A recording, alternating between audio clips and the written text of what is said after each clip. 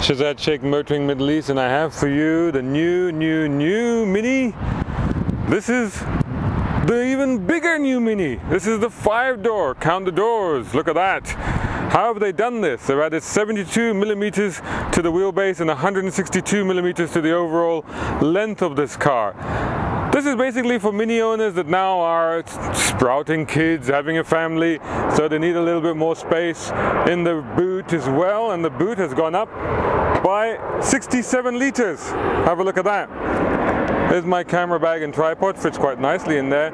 It's definitely bigger, definitely more space in there, enough space for a pushchair, I would wager, and all the baby stuff that you normally tend to need. They also claim to have more, 3 inches in fact, more legroom in the back. Let's get in the back and have a look.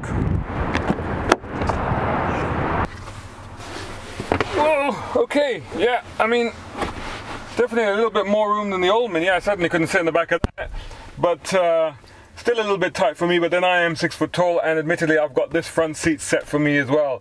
I guess if you had 4 normal size adults it would be fine. And I do say 4 because this seat's a bit narrow for 3 adults in here. We'll get very cozy, although it does have 3 seat belts. I guess maybe 3 kids might work. There are also Isofix anchor points here, again on playing on that whole notion of if you have a Mini and you've got babies and kids, this car should be able to accommodate that. Time to get in the front. Right, here we are. Start it up, this button there. Drive. Let's take it for a little bit of a run, shall we? Okay, so a few things, if you're familiar with Minis, you will have noticed that there's a few things that have changed in here. There's a big central dial here now, with a colored dial that goes all the way around it. This changes color. Various reasons. It changes color according to speed, it changes color according to the volume of the car entertainment system, the AC system. It even changes according to proximity of cars front and behind you when you're reversing and stuff.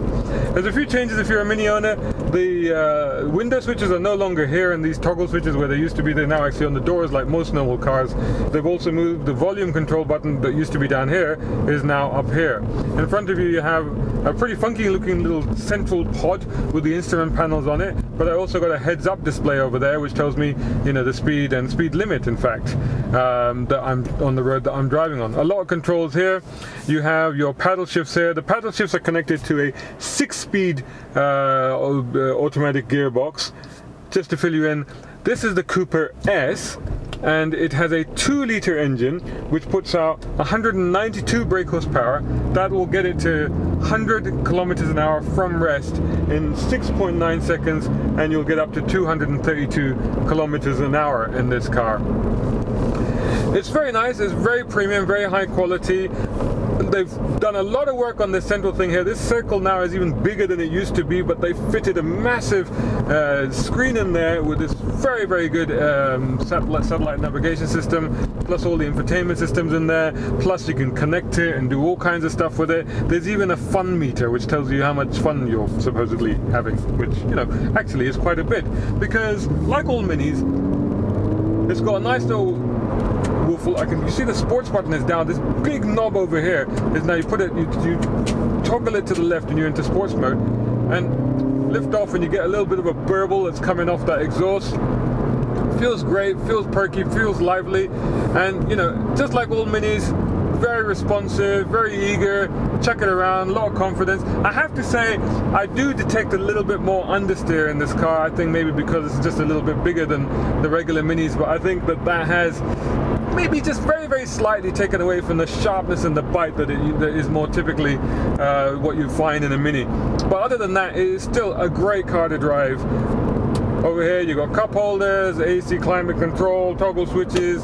Handbrake is a bit hard to get to because of this, but then you can just move that out of the way and you can execute handbrake turns if that's what you so desire.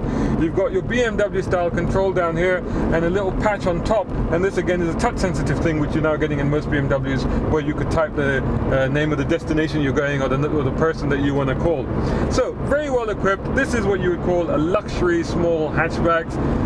Unfortunately, it has a price to go with that notion. This is 155,000 dirhams for this 5-door Cooper S. Personally, I think that's a lot of money. This is a great car. I do like it. I do love Minis, but that's quite a steep price to pay. What I would do is let somebody else buy it and then let depreciation take its course and then buy the car. Full review on motoringme.com.